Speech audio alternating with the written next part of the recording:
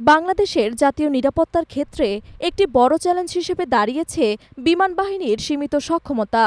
প্রতিবেশী দেশ ভারত ও মিয়ানমারের তুলনায় বাংলাদেশের বিমান বাহিনী বর্তমানে উল্লেখযোগ্যভাবে পিছিয়ে রয়েছে। এই বাস্তবতা বাংলাদেশ সরকার ও বিমান বাহিনীর নিকট স্পষ্ট এবং তারা বিষয়টিকে গুরুত্বের সঙ্গে বিবেচনা করছেন।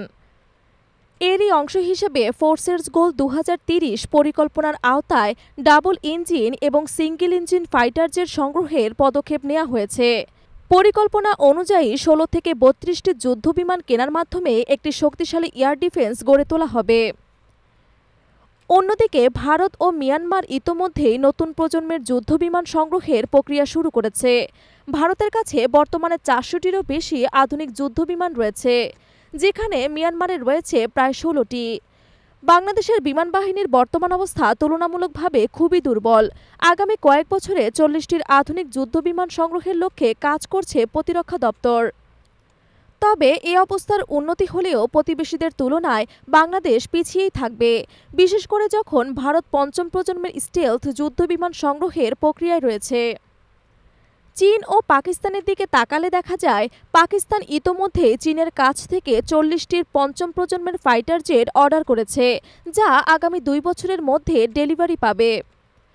ভারতের জন্য এটি একটি বড় নিরাপত্তা চ্যালেঞ্জ হলেও বাংলাদেশের জন্য বিষয়টি আরও জটিল। কারণ স্টেলথ ফাইটার জেট সাধারণত 4th জেনারেশনের বিমানগুলোকে আগেই শনাক্ত ও আক্রমণ করতে সক্ষম। এ অবস্থায় শুধু 4র্থ প্রজন্মের বিমান সংগ্রহ করে আত্মরক্ষা সম্ভব নয়।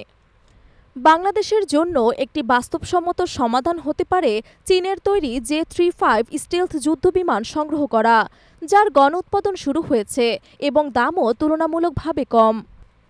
এক স্কোয়াড ড্রোন J-35 সংগ্রহ করলে বাংলাদেশ তার আকাশ প্রতিরক্ষায় উল্লেখযোগ্য উন্নতি সাধন করতে পারবে। পর্যায়ক্রমে আরও 2 থেকে 3 স্কোয়াড ড্রোন সিঙ্গেল ইঞ্জিন যুদ্ধবিমান সংগ্রহের মাধ্যমে প্রতিরক্ষা ব্যবস্থা আরও শক্তিশালী করা সম্ভব। এভাবেই একটি সুসংগঠিত এবং আধুনিক বিমান বাহিনী গড়ে তোলার মাধ্যমে দেশের সার্বভৌমত্ব রক্ষা এবং প্রতিরক্ষা সক্ষমতা নিশ্চিত করা সম্ভব হবে।